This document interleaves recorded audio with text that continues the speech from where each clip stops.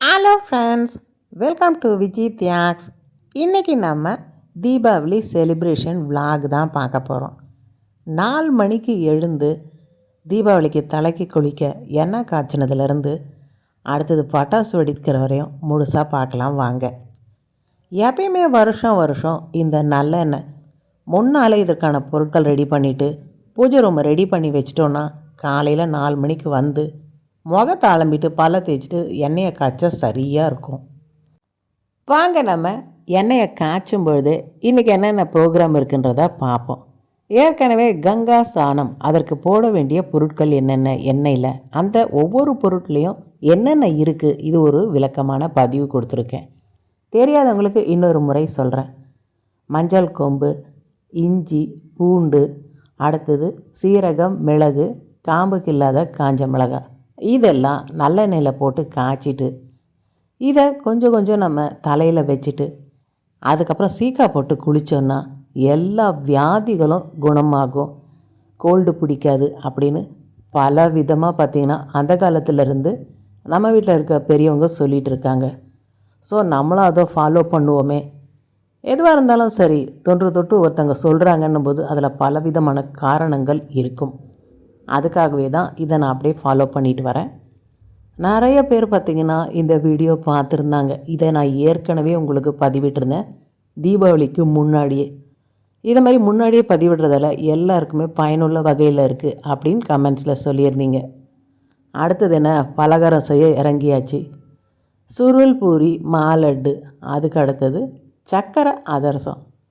கேதார கௌரி நோன்பு, இதுக்கு பார்த்திங்கன்னா வெல்லம் போட்டு அதிரசம் செய்வோம். அதனால் தீபாவளிக்கு சீனி அதிரசம்னு சொல்லுவாங்க. இது ரொம்பவே டேஸ்ட்டாக இருக்கும். நிறைய பேர் பார்த்திங்கன்னா இது அவ்வளோவா செய்ய மாட்டாங்க. வெல்லம் போட்ட அதிரசம் தான் தீபாவளிக்கு செய்வாங்க.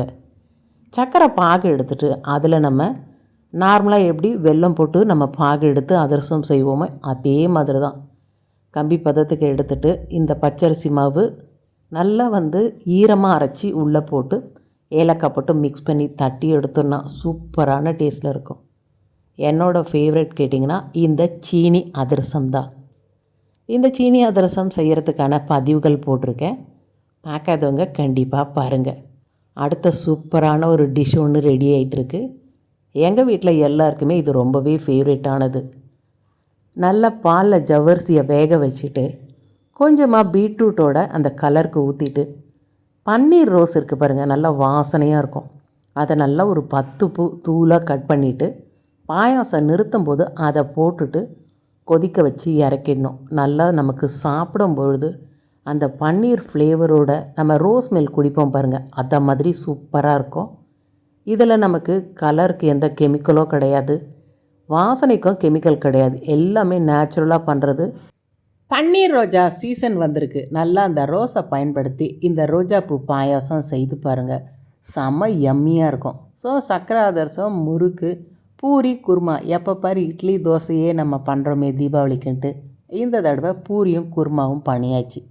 ரொம்ப ஹைலைட் என்னென்னா இந்த ரோஜாப்பூ பாயாசம் தான். சூடாக குடிக்கும்போது ஒரு டேஸ்ட்டு. இது நீங்கள் ஃப்ரிட்ஜில் வச்சுட்டு நல்லா சில்லுன்னு குடிச்சிங்கன்னா நல்ல சுண்டை காய்ச்சின பாலோட அந்த ஜவ்வரிசி நல்லா 1-2 வாயில் மாட்டும் பொழுது ரோஜாப்பூ மணத்தோட ரொம்பவே அட்டகாசமாக இருக்கும். கண்டிப்பாக இந்த பாயாசம் உங்கள் வீட்டில் செய்து பார்த்துட்டு அதோட டேஸ்ட் எப்படி வந்துன்னு மறக்காமல் சொல்லுங்கள். பன்னீர் ரோஸ் நீங்கள் கட் பண்ணி போடுறீங்கன்னும் போது பாயாசம் நிறுத்தும் போது தான் போடணும். கொதிக்கும் போதே போட்டிங்கன்னா அந்த பன்னீர் பூக்களில் இருக்க வாசனை ஆவியாகும் பொழுது மேலே ஆவியாகிடும். நிறுத்தும் போது அந்த பூக்களை போட்டு அப்படியே மூடிடணும். அப்போ தான் வாசனையும் உள்ளே இருக்கும், அந்த டேஸ்ட்டும் நமக்கு அந்த பாயாசத்துக்குள்ளேயே இருக்கும். கண்டிப்பாக ட்ரை பண்ணி பாருங்கள், செம யம்மியாக இருக்கும் இது. இதை இப்போ குடிச்சிட்டு சாப்பிட்டு முடிச்சுட்டு அடுத்தது லஞ்சுக்கு ப்ரிப்பேர் பண்ணணும். இதெல்லாம் முடித்து அடுத்தது நம்ம பார்த்திங்கன்னா ஈவினிங் ஃப்ரெண்ட்ஸ் எல்லாம் மீட் பண்ண போகிறோம். எங்கள் அப்பார்ட்மெண்ட்டில் பட்டாசு வெடிக்கிறதுக்கு ஒரு இடத்துல கும்பலாக கூடி தான் வெடிப்போம். அங்கங்கே பார்த்திங்கன்னா வெடிக்க மாட்டோம். அது மாதிரி போகும்பொழுது எல்லா ஃப்ரெண்ட்ஸையும் மீட் பண்ணலாம். ஸோ இப்போ எல்லாம் சூடு பிடிக்க ஆரம்பித்தாச்சு. வாங்க நம்ம பட்டாசு வெடிக்க போகலாம். தீபாவளி செலிப்ரேஷன், அடுத்தது பார்த்திங்கன்னா நியூ இயர் செலிப்ரேஷன், எல்லா டைம்லேயும் எங்கள் அப்பார்ட்மெண்ட்டில் சீரியல் பல்புகள், வண்ண வண்ண பல்புகள் அழகாக கார்டனில் டெக்கரேட் பண்ணியிருப்பாங்க. நம்ம வந்திருக்கிறது பூலோகத்துக்கு தானா இல்லை இந்திரலோகத்துக்கா அப்படின்ற மாதிரி ரொம்பவே அழகாக இருக்கும். இன்னும் பார்த்திங்கன்னா அடுத்தது ஃபங்க்ஷன்ஸ் டைமில் இன்னுமே ரொம்பவே டெக்கரேட் பண்ணுவாங்க. அதற்கான பதிவுகளும் கண்டிப்பாக நான் போடுறேன். அதை பார்க்குறதுக்கு இதுவரையும் சப்ஸ்கிரைப் பண்ணாதவங்க சப்ஸ்கிரைப் பண்ணிக்கோங்க. வாங்க நம்ம கிரவுண்டுக்கு போய் பட்டாசு வெடிக்கலாம். இதுதான் கார்டனில் பார்த்திங்கன்னா ஒவ்வொரு கலரில் ஒவ்வொரு சீரியல் பல்ப் அழகாக வச்சுருக்காங்க. பார்க்கும்போதே ரொம்ப ரம்மியமாக இருக்குது. இதை அழகை தான் நான் ரசித்து பார்த்துட்டே இப்போ கிரவுண்டுக்கு நடந்துகிட்ருக்கேன். இந்த டெக்கரேஷன் எப்படி இருக்குதுன்னு மறக்காமல் கமெண்ட்ஸில் சொல்லுங்கள். அடுத்தது ஃபங்க்ஷன் வீடியோ பார்க்க மறக்காதீங்க. போயிட்டு நாங்கள் எல்லா பட்டாசையும் ஒன்று ஒன்றா வெடிக்க துவங்கிட்டோம். சின்ன வயசில் பட்டாசெல்லாம் வாங்கி வீட்டில் முன்னாலே வச்சுருப்பாங்க.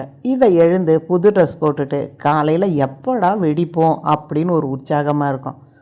அந்த காலம்தான். இப்போ பார்த்திங்கன்னா அந்தளவுக்கு பட்டாசு வெடிக்கிறதுல ஆர்வம் இல்லை. இருந்தாலும் நம்ம குழந்தைங்க வெடிக்கணும்னு ஆசைப்படுறாங்கன்னும் பொழுது கூட நம்மளும் போய் வெடித்து சந்தோஷப்பட வேண்டியது தான். இப்போ பார்த்திங்கன்னா ஒன்று ஒன்றா பட்டாசெல்லாம் வெடிக்க துவங்கியாச்சு. ஸோ எல்லா பட்டாசுகளும் இந்த தடவை ரொம்பவே வித்தியாசமாக வந்திருக்கு. முக்கியமாக பார்த்திங்கன்னா ஒரு மயில் போல் வந்திருக்கு.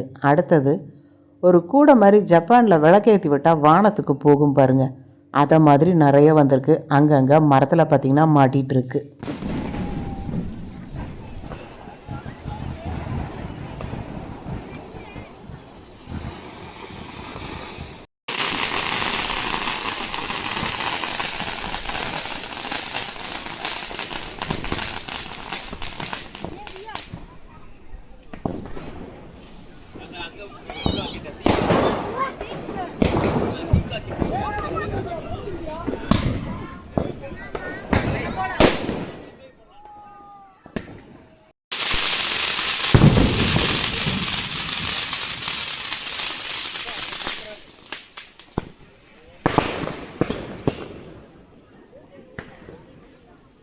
வெச்சையா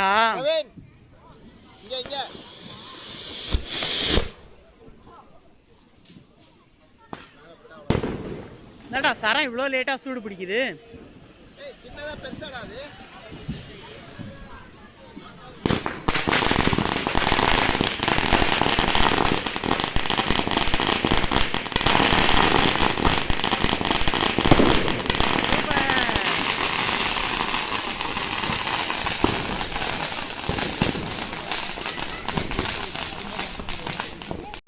சரி, எவ்வளோ தூரம் போகும்? நிலாவுக்கு போகுமா இது? எங்கடா போகுது?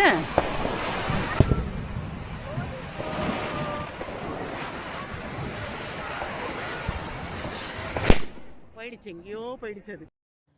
புதுவிதமான பட்டாசுகள் நிறைய வந்தாலும் நீங்கள் பின்னாடி பார்க்குறீங்க பாருங்கள், நல்ல ஒரு கவர் மாதிரி இருக்குது ரோஸ் கலரில். அதுக்குள்ளே ஒரு கேண்டிலை ஏற்றி விட்ட உடனே அப்படியே அந்த சூடில் பேராஷூட் மாதிரி நல்லா மேலே போகுது. ரொம்ப மேலே போயிட்டு அது ஃபைனலாக எங்கே போகுதுன்னே தெரியல. ரொம்பவே அழகாக இருந்தது. எல்லா பட்டாசுகள் வெடிக்கிறதோட இது மேலே போகிறது தான் எல்லாருமே ரசித்து பார்த்துட்டு இருந்தோம். ரொம்பவே அழகாக இருந்தது. இப்போ பின்னாடி விட்டுருக்காங்க பாருங்கள், அதை தான் நான் சொன்னேன். ஆனால் நிறையா பார்த்திங்கன்னா மரத்துலேயும் போய் மாட்டிக்குது. காதுக்கு சத்தத்தை கொடுக்கறதோட கண்ணுக்கு இதை மாதிரி கவர்ச்சியாக இருக்கிறது தான் அழகாக இருக்குது.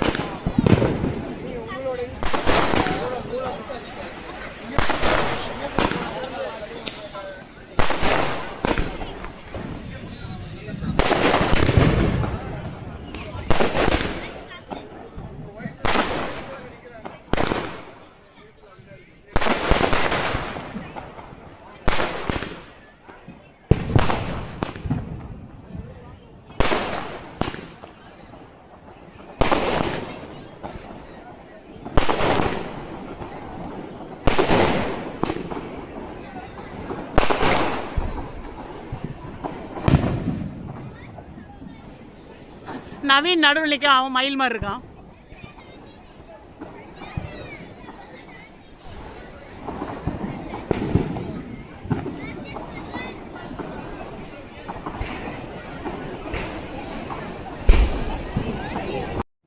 தீபாவளிக்கு பட்டாசு வெடிக்கிறதுனா சில பேர் விரும்ப மாட்டாங்க. இது என்ன காசை கறியாக்குறதுன்னுவாங்க. சில பேர் இன்றைக்கி ஒரு நாள் நம்ம என்ஜாய் பண்ணுறதுக்காக செலவு பண்ணுறது தப்பே இல்லைன்னுவாங்க. ஸோ வாதம் எப்படியா இருந்தாலும் சரி, நல்ல ஒரு மகிழ்ச்சியை கொடுக்கக்கூடிய இந்த பண்டிகையில் பட்டாசு வெடிக்க கண்டிப்பாக தவறக்கூடாது. இதுக்கு செலவு பண்ணுறதுல கஞ்சத்தனம் பார்த்தோன்னா மகிழ்ச்சின்றது நம்மளை தேடி வராது. நாங்கள் ரொம்பவே சந்தோஷமாக பட்டாசு வெடிச்சிட்டு கிளம்பிட்டோம். அடுத்த நாள் எங்களுக்கு நோன்பு, கேதார கௌரி நோன்பு இருக்குது. அதுக்காக இப்போ போயிட்டு திருப்பி பூஜை அறையை ரெடி பண்ணணும். 21 கயிறு, 21 முடிச்சு, 21 அதிரசம், இதெல்லாம் நாளைக்கு செய்யணும் பொழுது இப்போ போயிட்டு ரெஸ்ட் எடுத்தால் தானே முடியும். ஸோ எங்களுக்கு கேதார கௌரி நோன்பு இருக்குது. உங்களுக்கும் இருக்கான்றதை மறக்காமல் கமெண்ட்ஸில் சொல்லுங்கள். 21 முடிச்சுகள், இது நாங்கள் கடையில் வாங்க மாட்டோம். 21 கயிறுகள் போட்டு 21 முடிச்சுகள் போட்டு இந்த பருத்தி நூலை நல்லா மஞ்சளில் பார்த்திங்கன்னா குழைச்சிட்டு அதை பூஜை அறையில் வச்சுட்டு அப்புறம் பார்த்திங்கன்னா கழுத்தில் அணிவோம். சுமங்கலி பெண்கள் இதை பூஜையில் வச்சு அணியறதுக்காக பெண்களுக்கு மட்டுமே இந்த கயிறு நாங்கள் பிரத்யேகமாக செய்வோம். வரலட்சுமி நோன்பு அது நம்ம கையில் கட்டுறதுக்காக வீட்டில் இருக்க குடும்ப நபர்கள் அனைவரும் கட்டுறதுக்கு 9 முடிச்சுகள் கொண்டு செய்வோம். இந்த வீடியோ பார்க்குறதுக்கு மறக்காமல் சப்ஸ்கிரைப் பண்ணிக்கோங்க.